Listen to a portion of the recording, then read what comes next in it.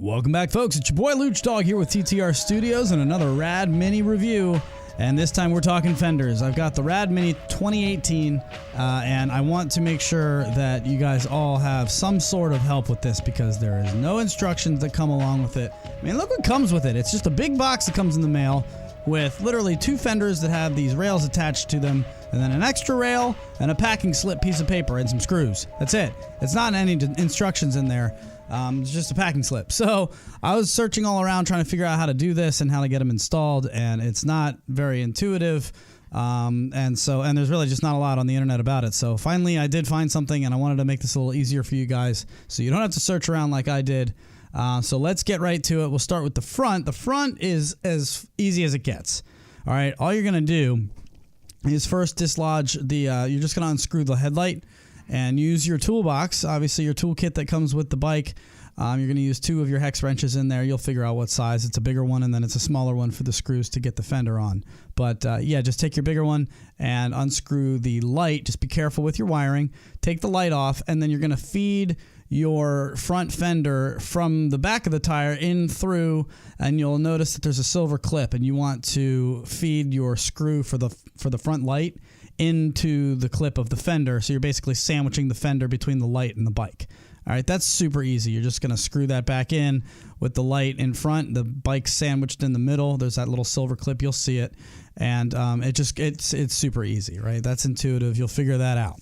But as far as the rails go, I mean, I don't know where I'm supposed to put these things. I've never done this before, so I'm looking around and it's like, Jesus, where am I supposed to attach these? Well, it's super easy. You just need to be shown where it is. It's right underneath. If you follow this black bar all the way down, you'll see that there's this little hub underneath it, and it's got this hole that's threaded for these screws that come with the fenders. So it's super easy. It's the same thing on the other side. You're going to go over. When we go to the other side, you'll see this black bar.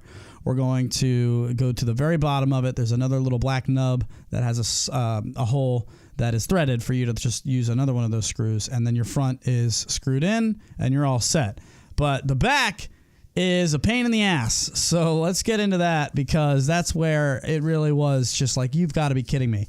You've either got to take your back wheel off completely or just deflate it with its air completely, because there's no way you're going to be able to get your hand in there to screw these screws into the bike. So let's take a look at what I'm talking about. First of all, to get the fender on in the first place, the easiest way to do it is to lay it down, take it and just put it upside down behind the bike, and then just roll the bike back onto it, and then feed the top of the fender as the bike tire rolls into it. Feed that top of the fender into underneath, you know, these little rails here on the back of the bike, and you'll be able to get it in there easily. That's not hard.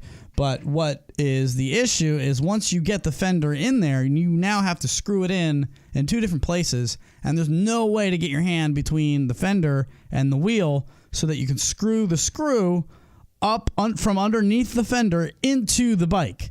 And so we're going to take a look here at the first one at the bottom of the bike. You can see that this is where you're going to be screwing it into. Okay, this is the screw right here, and you have to get your hand somehow in between the tire and the fender so that you can get that tool in there and tighten everything. I mean, I don't know how you're supposed to do that. It was such a pain in the ass. I deflated my tire, and my hands were so cramped at the end of this, and a little bloody. I'm not the best at this, but I can tell you right now, it wasn't comfortable to do this because one hand's just squeezing the tire. I actually broke the bead, and then the other is trying to get yourself in there and screwing these screws. So just be ready for that. It's no easy task, unless I'm missing something, but I really don't think I am, because I don't know where else you can get any information on this. There's no instructions. There's nothing. So other than that, the next one is really difficult, and that's the middle. You'll see we've got a place to screw into the bike again here, and there is 2 holes that you can see. I'm using the one that is closest to the battery when the fender is on. I'm using the one that's closest to the battery. That usually seems to be the one that fits to my bike easiest. And so to get, again, you have to get your hand underneath the fender, in between the fender and the wheel somehow. So obviously you have to either have the wheel off or deflated so that you can squeeze it shut, and then get your hand in there and screw the screw up into the bike. And you'll see I don't even have it in the whole way. I mean, that's as far as I could get it. And I don't want to say I gave up, but I mean, that's literally just as far as I can get it. And I was just like, that's enough. That's good. It's on. And then those are the 2 screws that really are going to be a pain in the ass for you. But once you got those done, now you're set. All you got to do is come down here to the side of the bike, and I'll show you the holes to use to get these rails attached. So on the first side, that's the kickstand side. We're going to attach right here on this hole. That is, you just follow the kickstand over and to the right, and you'll see it. It's this hole right here. It's right next to that black nub that's a little rubber cap.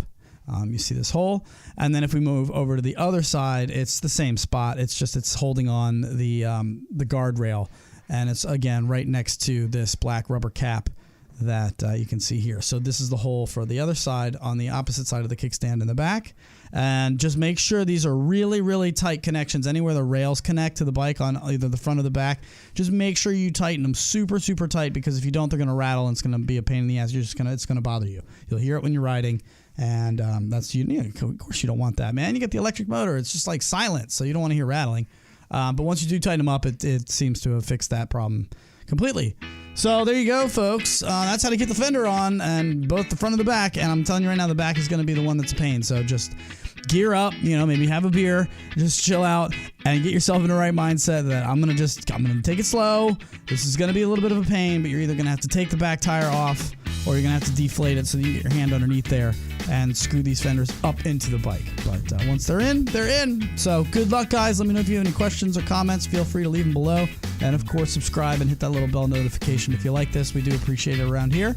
It's your boy Luch Dog at TTR Studios. Hope this helped. I'll see you guys next time.